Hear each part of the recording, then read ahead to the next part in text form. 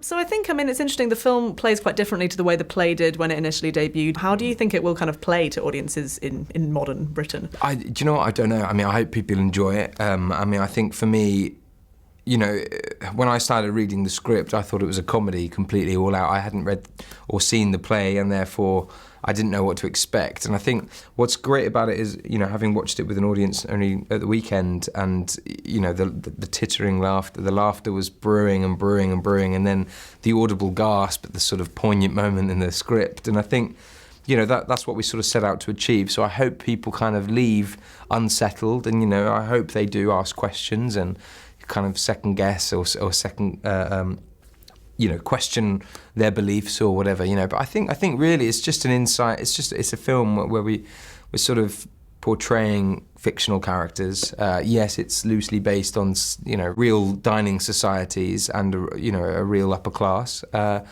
at the end of the day it's a film, and I hope people will be entertained, I have a couple of questions from readers, if that's okay. So the first is, Anna asks, do you prefer playing the bad guy like Alistair is, I suppose, technically, versus the heroes that you're kind of better known for? I think what I like to challenge myself, and I find that challenging myself in ways of making a villainous character, like Alistair, into a character that people can empathise with, I think that's the difficulty. And I think with Alistair especially, I really grew attached to him, I really kind of started understanding where he was coming from. And as much as our views are very different, I didn't carry him home with me on set.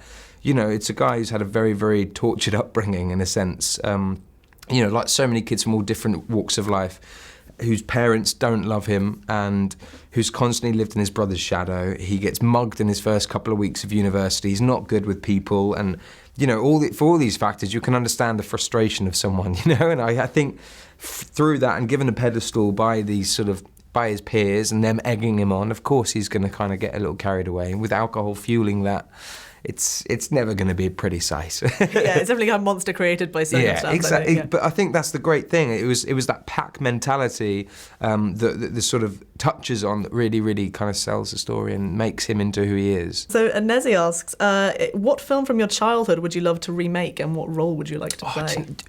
It's one of those, do you know what, it's one of those things that so many of the sort of childhood movies that I really loved and really, really grew attached to, I never want to touch they are embedded in my mind, and I don't want to ever change them. A part of me would love to do be Indiana Jones in Indiana Jones. But my favourite movies like The Goonies, Stand By Me, and I don't think they should ever, there should never be sequels. They should just leave them alone as they are. But yeah, Indiana Jones. I'll say Indiana Jones. I'll play it safe. Claflin Girl asks... Claflin Girl. Girl. Of all the characters you've played, who do you identify with most, and why?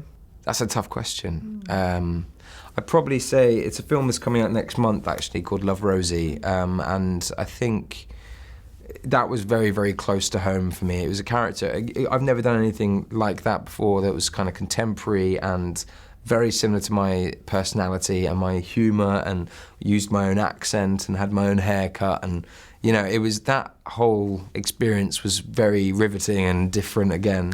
But it's a romantic comedy. It was just, I've always wanted to do something like that, and I think that character specifically is very, very true to who I am. So you see a lot of me and who I really am, in that film.